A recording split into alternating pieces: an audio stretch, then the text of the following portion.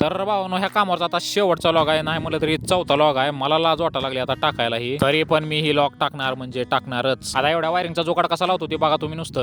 कसा आहे जोगाड, एकदम क्वालिटी आणि क्वांटिटी. नाच करते काय असं दाखवावं लागतंय, कॉपी करायची नाही. आणि तर म्हणला मी तुझी कॉपी करत नाही, म्हणला डायरेक्ट माझं एमसीबी बॉक्स लावायचं काम चालू करतो. मी हॉलमध्ये काय काम माझं राहिलं का बघायला गेलो, तेवढ्यामध्ये पप्पू गाडीवर उतरला, तरा तरा तरा चालत इकडे आलाय माझ्याकडे. आता पप्पू एवढा खुश दिसायला लागलाय, म्हणजे पप्पू काहीतरी घेऊन आलेला असते ना आपल्यासाठी, पण काहीतरी घेऊन आलेला असतं. तर आता पप्पूनं काय आणलंय, तर पप्पूनं आणलाय शिरा. आता तुम्ही कमेंट करून सांगा शिरा कुठून आणला असेल पप्पूनं. आता शिरा खायला तर आपल्याकडे काय नव्हतं, पण आपल्याकडे जोगाडाला काय कमी नसते.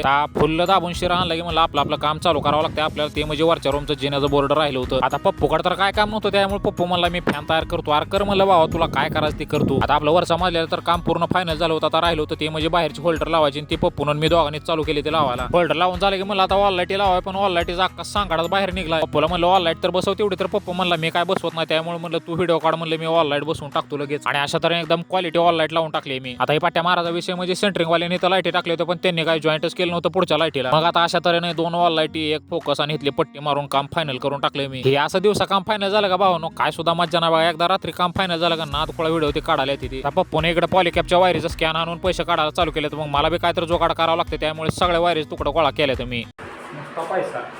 भावानो ही जर काम फायनल झालं असतं का रात्री लय नाद खोळा दिसला असतं बरं का, पण आपलं नियोजन कायम गणतंय. आता काम फायनल झाले त्यामुळे गावाकडे निघायचं होतं, पण आजी म्हणले काहीतरी खाऊन जावं रे पोरांनो, त्यामुळे म्हणलं दे एक सफरचंद, म्हणलं सफरचंद खातो मी. आता गावाकडे जायचं तर नियोजन झालं, पण पप्पूचं वेगळं नियोजन चालू असते, कुठे जेवायचं कुठं नाही.